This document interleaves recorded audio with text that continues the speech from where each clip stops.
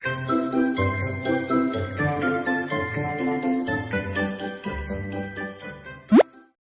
teman-teman semua, perkenalkan nama Ara Enduska Tanjara dari kelas 1A Prodi D3 Kebidanan Padang. Di sini Ara akan berkunjung ke lubang Jepang yang ada di Bukit Tinggi. Yuk ikutin Ara. Perjalanan menuju lubang Jepang memakan waktu sekitar setengah jam. Lubang Jepang berada di kompleks wisata Ngarai Siano yang berlokasi di Jalan Panorama, Bukit Canggung, Kayu Ramang, Kota Bukit Tinggi, Sumatera Barat. Lubang Jepang ini merupakan sebuah terowongan perlindungan yang dibuat tentara pendudukan Jepang sekitar tahun 1942. Lubang Jepang ini menjadi salah satu destinasi wisata sejarah yang ada di Provinsi Sumatera Barat. Lubang Jepang dibangun atas instruksi dari Letjen Moritake Tanabe yang merupakan Panglima Divisi ke-25 Angkatan Darat Jepang. Lubang Jepang dibangun sejak Maret 1942 hingga Maret 1944. Pembangunan lubang Jepang dilakukan secara paksa atau romusha.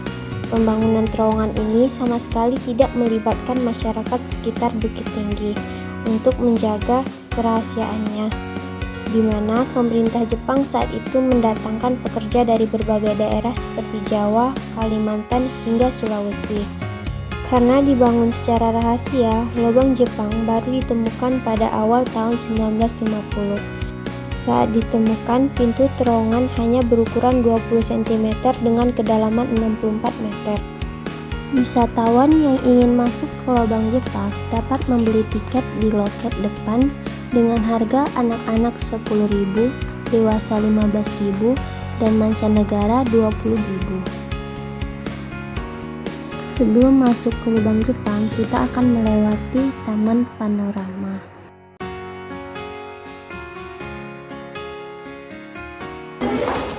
Baiklah, kita udah sampai di lubang Jepang.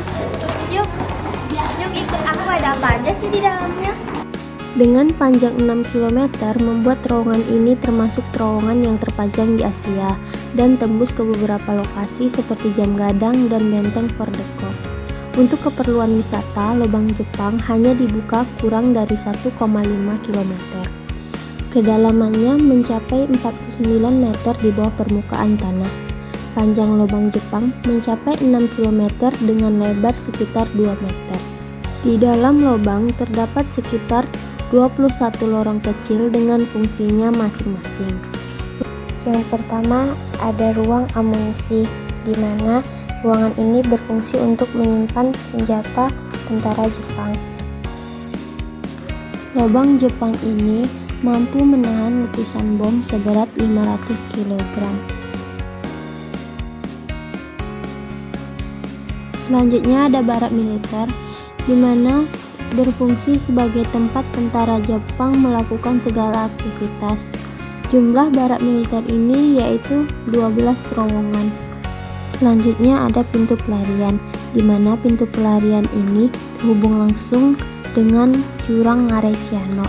Pintu ini digunakan sebagai tempat pelarian oleh tentara Jepang saat musuh datang.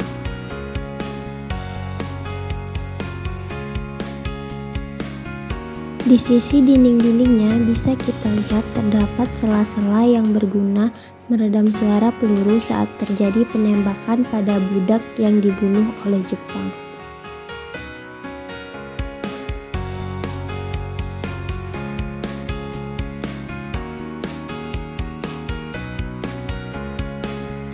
Selanjutnya ruangan dapur. Ruangan dapur ini terdiri dari 2 lubang, di mana lubang yang pertama yaitu pintu pengintaian. Pintu ini digunakan oleh tentara Jepang untuk mengintai para musuh. Yang kedua, terdapat lubang sumur yang terhubung langsung dengan sungai. Lubang ini digunakan oleh tentara Jepang untuk membuang mayat yang sudah dimutilasi sebelumnya. Selanjutnya ada penjara. Penjara ini berfungsi sebagai ruang penjara bagi para tawanan tentara Jepang yang saat ini difungsikan sebagai kuburan massal bagi ribuan tengkorak dan tulang belulang yang terdapat di gua saat pertama kali ditemukan.